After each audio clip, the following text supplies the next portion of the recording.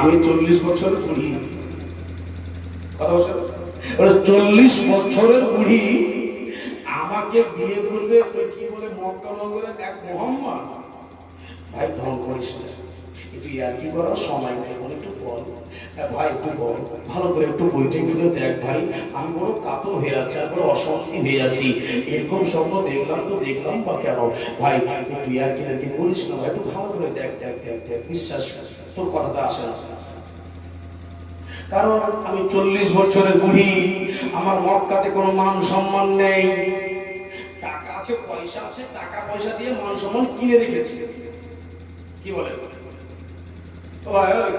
কথা দেখে দেন, টাকা আছে পয়সা আছে মান সম্মানকে কিনে রেখেছি। খাদিজা আমি ব্যবসায়িক মেয়ে, আমার মতো পয়সা এলাকায় কারো নেই বলে কিনে রেখেছি।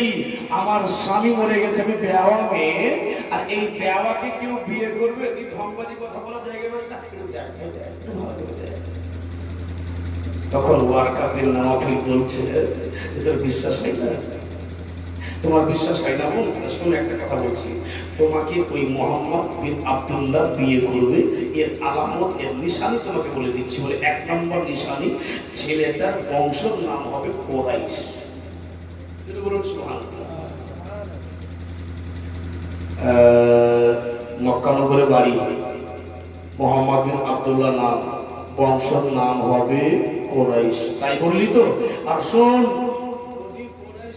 যদি এরকম কোন ছেলে না পায় তো বইও বিশ্বাস করবো না, তোকে বিশ্বাস করবো না। ঠিক আছে, ঠিক আছে তাহলে চলি। এই শোন শোন, কি বলে 3 নম্বর তোকে নিশানি একটা আর বলছি, যদি কোনোদিন এরকম কোন ছেলে দেখো যে হেঁটে যাচ্ছে বা ঘোড়ার উপরে চেপে যাচ্ছে, দেখবে ওই ছেলেটার মাথাতে রোদের সময় রোদ লাগবে না, আকাশের মেঘ বাদল ওই মোহাম্মদকে ছায়া করে দিবে। জোরে বলুন সুবহানাল্লাহ। ভেবে নিও ওটাই তোমার স্বামী। কটা হলো বাবা? তিনটে, এটা মোহাম্মদ, এটা কোরাইশ, এটা মেঘের বাদল। ঠিক আছে ঠিক আছে, এই চললাম, দেখি যদি তোর কথা হয় তবে সব দিন তোকে মানা যাবে, বিশ্বাস করা যাবে। আম্মা খাদিজাতুল কুবরা টেনশনে পড়ে গেল যে মক্কা নগরে আবার কোরাইশ বংশ, তো কোরাইশ বংশের নাম আছে তো আছে, কারণ মক্কা তো ছোট বড় নয়, অনেক বড়।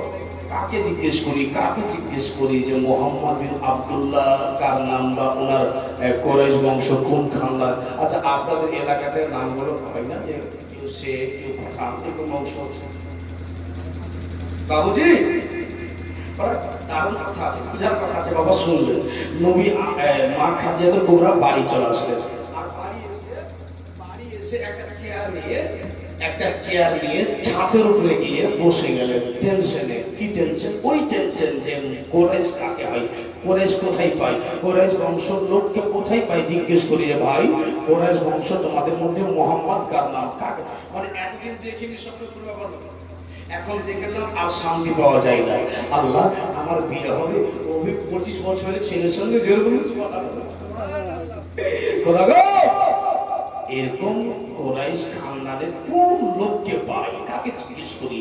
আর হঠাৎ করে কাউকে বলতে পারছি না, কারণ 40 বছর মেয়ে, যদি বলি তার লোকে বলবে কি? মনের মধ্যে আরমানটাকে নিয়ে গালে হাত দিয়ে ছাতের উপরে ভাবছে ভাবছে ভাবছে ভাবতেই আছে, ইতিমধ্যে নবীজির ফুফু বাড়ি পৌঁছে গেলেন খাদিজা। জোরে বলো, জোরে বলো,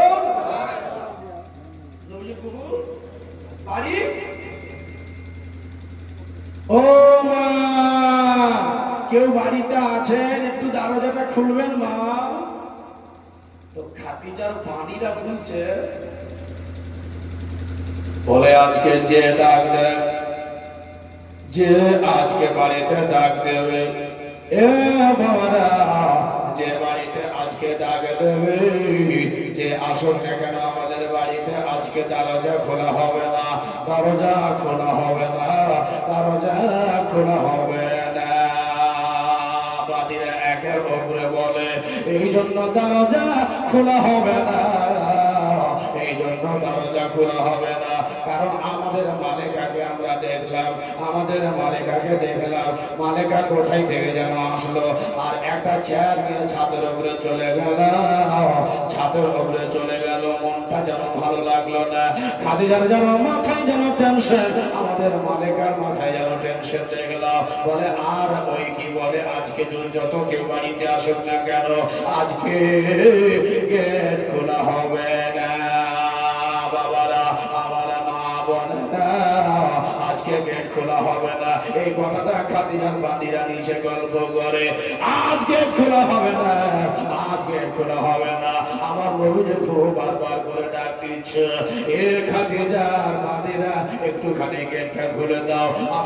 আমি অনেক দূর থেকে হেঁটে হেঁটে আসলাম, 50 কিলোমিটার দূর থেকে হেঁটে হেঁটে আসলাম, আমার মন ভালো নয়, আমার পায়ের ছালকাও জড়িয়ে গেছে। এ বোনেরা, তাড়াতাড়ি করে গেটটা খুলে দাও, আমি মায়ের সঙ্গে দু একটা কথা বলবো, চলে যাব। বাবারা, কিন্তু গেটটা কেউ খুললো না। নাবির ফুফুর মনের ভিতরে যেন দুঃখ চলে আসে। কে বলে মেয়েটার দিল ভালো, কে বলে যে খাদিজার অন্তর ভালো, কে বলে যে খাদিজার মিজাজ ভালো, দুঃখের দরদি, কে বলে যে খাদিজা গরিবদের চোখের জল মুছে দেয়। এরকম মেয়েটা না যায় যে নাম যেরকম শুনেছিলাম সেরকম না। আমার ভাই ভুল কথা বলেছে, দিবে না টাকা দেবে না। ঘুরে মা আধেকা এবার বাড়ির দিকে, বাবা এবার বাড়ি থেকে রওনা হয়ে যাবে। ঢেলের ভুই ভুই মাঠে, ঢেলের ভুই ভুই ভুই ভুই হেঁটে যাবে। একটুখানি দূরে গেছে নবীজির ফুফুজান, আর হঠাৎ করে ওই কি বলছে, খাদিজাতুল কুবরা ছাদ থেকে, ছাদের উপর থেকে মা খাদিজাতুল কুবরা দেখছে যে একটা মেয়ে আমার বাড়ি দিকে এলো, চলে গেল। চট করে নিচে নেমে এসে বলছে, এই বান্দিরা, গেট খোলো, গেট খোলো। গেট খোলা হলো। আরে এই মেয়েটা কোথায় এসেছিল? আমাদের বাড়ি এসেছিল নাকি? বাঁদিরা ভয় আর বলছে না, বলছে মালেকা হ্যাঁ আমাদের বাড়ি এসেছিল। তো কি বলছিল? বলে আমরা তার কথা শুনিনি, গেটটাই খুলিনি। কেন? বলে আপনার মনটা যে খারাপ দেখলাম, আপনি কোথায় থেকে আসলেন রেগে ফায়ার হয়ে, একবার মনটাতে আপনার রাগ গোসা হয়ে আছে, আমরা ভয়ে আজকে গেটটা খুললাম না। যে বলা যায় না গেট খুলবো, আর আপনি যদি আমাদের বকা দেন তাহলে তো অসুবিধা হবে। বলে যে মেয়েটা ডাক দিল, জানি না কে যে আছে না আছে, আমরা গেটটা খুলে নিই। আচ্ছা মেয়েটা কে হতে পারে? তো বলে মালেকা এই যে দেখেন চলে যাচ্ছে, চিনবই কেমন করে? মেয়েটা তো মুখ হাতকে ঢেকে আছে। যেটা বলো আসল কোথায় কথাটা আসছে? বলে বাবা মেয়েটা যেন মুখ হাত গুলোকে ঢেকে আছে। এ বাবারা, মেয়েটা যেন মাথা থেকে নিয়ে পা পর্যন্ত ঢাকা আছে। চিনবো কেমন করে? আর চিনতে পারা যায় না। এ বাবা, আর চিনতে পারা যায় না, আর চিনতে পারা যায় না। বলে চোখ মুখ ঢাকা আছে। এ বাবা, তখন ওই মেয়েদের ওই বাড়িদের মধ্যে একটা বাড়ি যেন বলে, খাদিজা ও আমার মালেকা, মালেকা আমি মেয়েটাকে চিনতে পারি। আইডিয়ার ওপরে, আইডিয়ার ওপরে আমি মেয়েটাকে চিনতে পারি। মেয়েটা কে হতে পারে? বলে তবে ওগো মালেকা, আমার যদি আইডিয়াটা যদি সত্যি না হয়, আইডিয়াটা যদি মিক্স হয়ে যায় তো মাফ করে দিয়েন। ওগো মালেকা, আমি মেয়েটাকে আইডিয়াতে চিনতে পারি। এই কি বললি তুই? মেয়েটা যাচ্ছে, কে যাচ্ছে, তুই আইডিয়াতে চিনতে পারবি?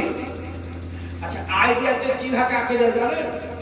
হয়তো এই হাজারটা আমি দেখেছি কোথাও, ভাইজানকে দেখেছি, আর চেহারাটা দেখা মোথাবাড়ি দেখা হয়ে গেছে। ভাই আপনাকে দেখা দেখে না নাকি বলে? এদিকে ধ্যান দেন বাবজি, এদিকে আমার দিকে দেন। এই হাজারকে দেখেছি এখানে, তো মনে মনে চিন্তা করছি মোথাবাড়িতে দেখেছি ভাই কোথায় দেখা দেখা লাগছে। আর ওটার চেহারাটাই ঢাকা যাচ্ছে। আইডিয়ার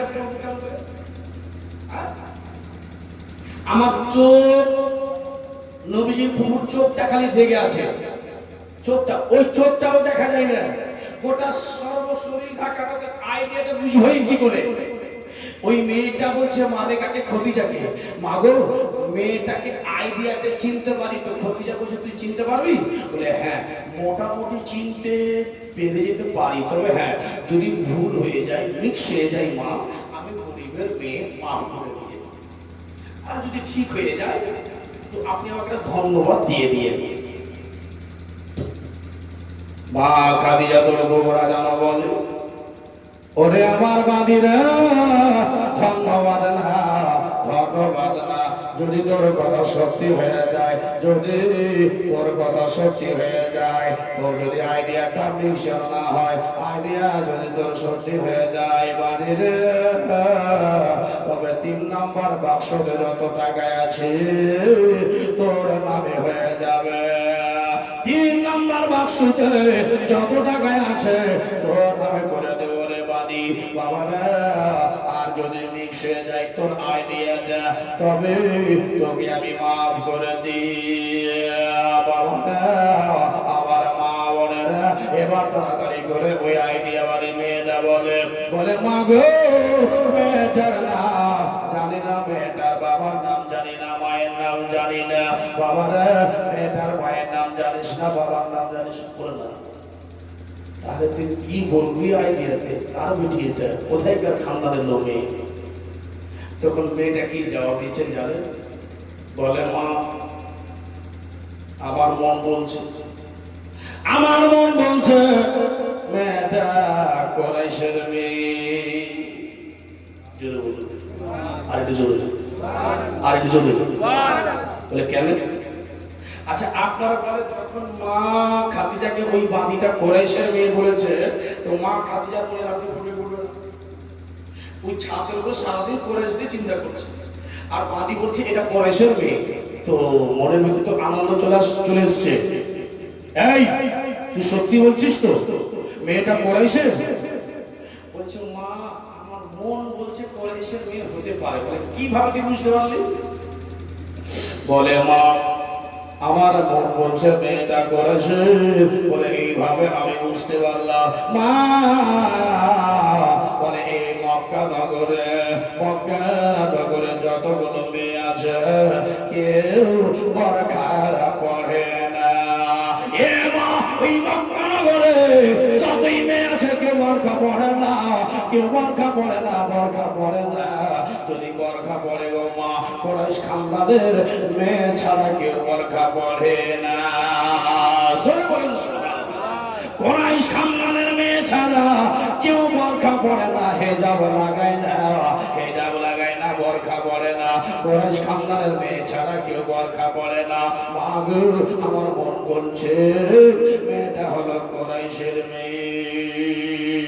আচ্ছা এই কোরাইশের বংশ ছাড়া কেউ হিজাব বরখা পড়ে না? বলে না, এটা আমার জানা মত। এবার মেয়েটাকে ডাকেন, আমার মন বলছে তাই হতে পারে, কোরাইশের মেয়ে হতে পারে। শোন, যদি কোরাইশের মেয়ে হয়ে যায় 3 নম্বর বাক্স টাকা তোর নামে।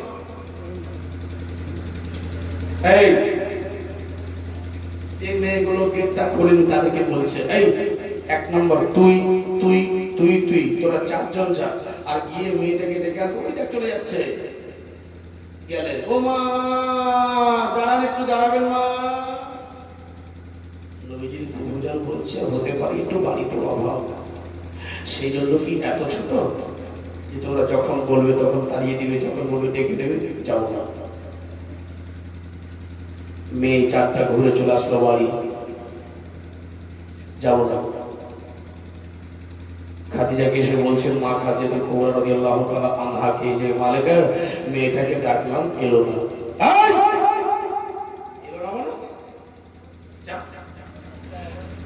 যদি মেয়েটা না আসে, যদি মেয়েটাকে তোরা আনতে না পারিস তো তোদের বাড়িতে চাকরি থাকবে না। এত বড় কথা। বলে মা মেয়েটাকে বারবার করে ডাকতে গেলাম, এলো না। তবে আর একবার যায় মা, এভাবে আর বড় কথা বলিয়েন না বাবা, তাড়াতাড়ি করে এবার চলে গেল মা। একটু গরিবের উপরে রহম করিয়েন মা, একটু দয়া করিয়েন মা। আপনি যদি বাড়িতে না যাবে তবে আমাদের চাকরি ক্যান্সেল হয়ে যাবে, চাকরিগুলো শেষ হয়ে যাবে গো মা। একটু তাড়াতাড়ি করে বাড়িতে চলেন মা, দয়া করেন, দয়া করেন, রহম করেন। এ বাবা রহমাতুল লিল আলামিনের খুব জান ছিল, রহম হয়ে গেল, রহম হয়ে গেল, এবার দয়া হয়ে গেল। চল চল চল, আমার জন্য তোদের চাকরি কেন নষ্ট হয়ে যায়, আমাদের জন্য, আমার জন্য তোদের চাকরি কেন চলে যায়, চল রে। এবার চলে আসলেন বাড়িতে।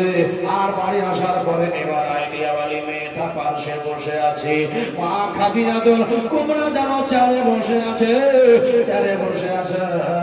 আর হঠাৎ করে যেন জিজ্ঞেস করে, মাগো আপনার বাড়ি কোথায়? বলে মক্কাতে। বলে কোন বংশের মেয়ে? বলে বেটি আমি হলাম কুরাইশ বংশের মেয়ে। জোরে বলুন সুবহানাল্লাহ। যেমনি বাবা কুরাইশের মেয়ে বলেছে, যেমনি কুরাইশের বংশের মেয়ে বলেছে, এবার হঠাৎ করে মা খাদিজা বলে, এ বাদীরা 3 নম্বর বাক্সতে যত টাকা আছে আমার এই বাদীকে দিয়ে দাও। আমার নবীজির ফুফু মনে মনে চিন্তা করে, আমার বংশের নাম বলাতে, আমার বংশের নাম বলাতে যদি এত টাকা দিয়ে দেয়, আমাকে 25,000 টাকা দিতে খাদিজার দ্বিধাবোধ হবে না। আমার বংশের নাম বলাতে একটা বাক্স টাকা দিয়ে দেয়। আচ্ছা আপনার বাড়িতে আমি ভিক্ষুক এসেছি, ভিক্ষুক, আর আপনি আমার সামনে একটা মেয়েকে দেখতে পাচ্ছি, যে আমার সামনে একটা মেয়েকে আপনি 50,000 টাকা দিয়ে দিলেন, দান করে দিলেন, তো আমার তো মন বলবে যে আমাকে দিলে, নাকি বলে? তো মা খাদিজাতুল কুবরা নবীজির ফুফু বলছে, ও মা, মাঝি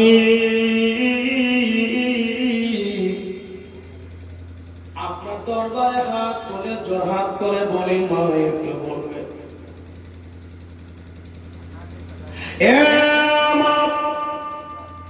আপনার দরবারে হাত উঠিয়ে বলি, মা একটুখানি বলেন মা, আপনি এই গরিবের বাড়িতে, এই অধমের বাড়িতে, গরিবের বাড়িতে কি আশা নিয়ে এসেছেন? জোরে বলেন সুবহানাল্লাহ। মা খাদিজা কি বললো?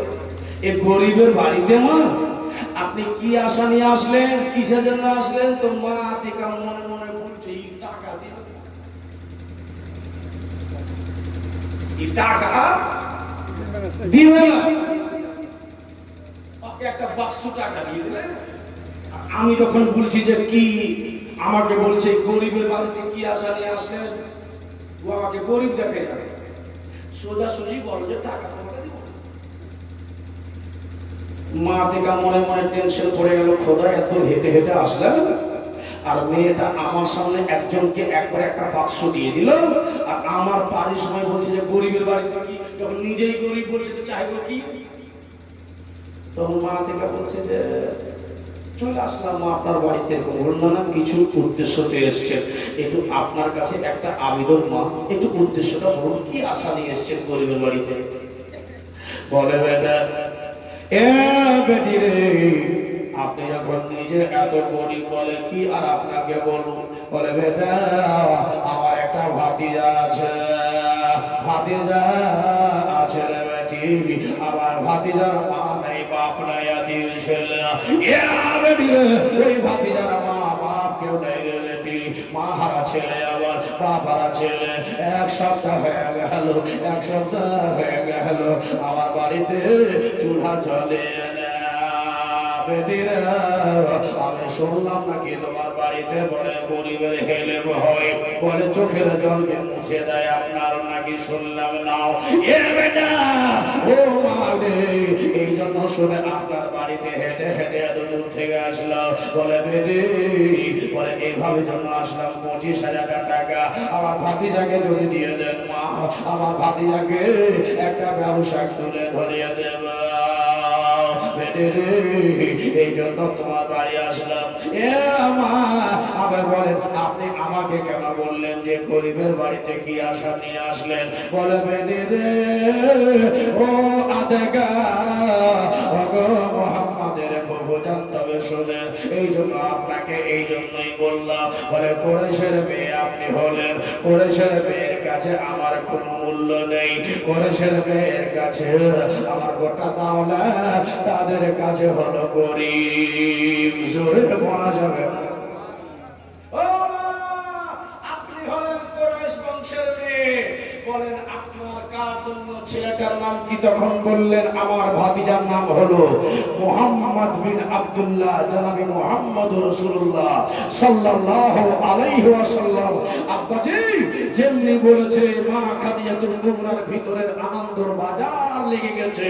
আল্লাহ দুইটা কথা আমার চাচাতো ভাই বলেছিল, দুইটা আলামত, দুইটা নিশানি পেয়ে গেছি। আল্লাহ আর দেরি করে লাভ হবে না। মা আপনি টাকা নেবেন 25,000 টাকা আমার কাছে। একটা কাজ করুন, আগামী কাল আপনার ভাতিজাকে আমার বাড়িতে নিয়ে আসেন, আপনার ভাতিজাকে দেখবো, তারপরে টাকা দেবো। জোরে বলুন সুবহানাল্লাহ। মানে এইবার দেখা হয়ে যাবে আর টাকাটাও দেওয়া হবে। এটা কিন্তু মন, কিন্তু মা আতিকার মন বলছে, ই তো আর বুঝতে পারে না কিসের জন্য এই মেয়েটা এরকম করছে। তখন মা দেখা বলছে যে হারে হেঁটে এত থেকে হেঁটে হেঁটে আসলাম, তো আবার কালকে আসবো বলছো, তো অনেক ভারী হয়ে যাবে। তো ঠিক আছে, তোমার যখন মন ওটাই, তো দেখছি। মা দেখার মনটা গেল খারাপ হয়ে, ভিতরটা একটু খারাপ হয়ে গেল, মনে দুঃখ চলে আসলো। এত কষ্ট কষ্ট করে হেঁটে হেঁটে আসলাম, আর বলছে কালকে আসলাম, কেমন লাগছে, ঘুরে চলে যাবে। যেমনি বাবা বাড়ি থেকে বের হয়ে যাবে, এ বাবা বাড়ি থেকে বের হয়ে যাবে, বাড়ি থেকে বের হয়ে এবার বাড়ি থেকে রওনা দেবে। মা খাদিজাতুল কুবরা যেন বলতে লাগলো, আমার বাঁধিরা আর দেরি করো না, আর দেরি করিও না। 4 নম্বর বাক্সতে একটা লাল গামছা আছে, লাল গামছাতে পুটলি খানা বিবি আতিকাকে দিয়ে দাও। জোরে বলেন সুবহানাল্লাহ। এ বাবা 4 নম্বর বাক্সতে, 4 নম্বর বাক্সতে একটা লাল গামছা আছে, ওই গামছাটা বিবি আতিকাকে দিয়ে দাও, নবীজির ফুফুকে দিয়ে দাও। আদরি করিও না। নবীজির ফুফু যেন কোছাতে এবার লাল গামছা রাখা হলো। লাল গামছা ভিতরে গামছাটাকে এমনি করে পুটলিটাকে মা খাদিজা চিপছে, এমনি করে মা আতিকা চিপছে। নবীজির ফুফু বলে কি আছে রে বেটি? তো দেখতে পাচ্ছে একটা গমের মতো, মানে জয়ের মতো, যেন কুচকুচ কুচকুচ করছে। জয় জয় বুঝেন তো? জয় বুঝেন? হ্যাঁ, আমাদের ঝাড়খণ্ডে খুব হয় জল বা গম, গমের মতো জয়ের মতো কুচকুচ কুচকুচ করছে। ব্যাপার কি, কি আছে? বলে কি আছে রে বেটি? তো মা খাদিজাতুল কুবরা বলছে, মা এই পুটলিটাকে আপনি এখন এখানে খুলবেন না, বাড়িতে গিয়ে যাবেন, আর বাড়িতে গিয়ে মুহাম্মাদের গোছাতে রাখবেন। আমার ওই মুহাম্মদ এই গিরাটা খুলবে, আপনারা কেউ খুলবেন না। জোরে বলুন সুবহানাল্লাহ। আমি খুলতে পারবো না? বলে না, তাহলে আমি যখন খুলতে পারবো না, তো এত তো ধুয়ে দিয়ে যাবো আমি তাহলে? বলে হ্যাঁ, বিশাল বড়। তো কি করা যায়, কি করা যায়? ঠিক আছে, বেটি মনে রাখবেন একটা শর্ত, আগামীকাল কিন্তু আমার ভাতিজাকে নিয়ে আসতে হবে। ঠিক আছে, মানলাম। পুটলিটা নিয়ে বগলাতে এসে বিবি আতিকা হাঁটতে লাগলো। ও চাচা, ও চাচা, ও চাচা, ও আচ্ছা আচ্ছা, ঠিক আছে, এদিকে নিষেধ করুন। পেশা করে আছে, কারণ বাস আধা ঘন্টা নয়, মাত্র 10টা মিনিটের কাহিনী আছে। আর দেখবেন আমি জীবনে পেশাব করা মানুষকে রুখি না, পেশাব পায়খানা করা লোককে রুখি না। আপনারা করে আসবেন, কারণ এই কারণে 5 বছর জেল খেটেছে। কত বছর? 5 বছর। কোথায়? আপনাদের এলাকায়। আপনাদের বাঙালির কথা বলছি, সত্যি কথা, অনেকে আমরাই বলছি, তারাও শুনতে পাচ্ছি। জায়গাটার নাম হলো সুখনগর, গোলাপগঞ্জ থানা, সুখনগর একবারে বর্ডার বলে, ওখানে আজ থেকে 17 বছর আগে জীবনী বলছিলাম। 7 নাইটের জীবনী ছিল। আর জীবনী চলতে চলতে চলতে চলতে দুটা বয়স্ক লোক কিন্তু জীবনী শুনছে, অনেক লোক আছে কিন্তু দুটা বুড়া লোক কিন্তু আগে জীবনী শুনছে।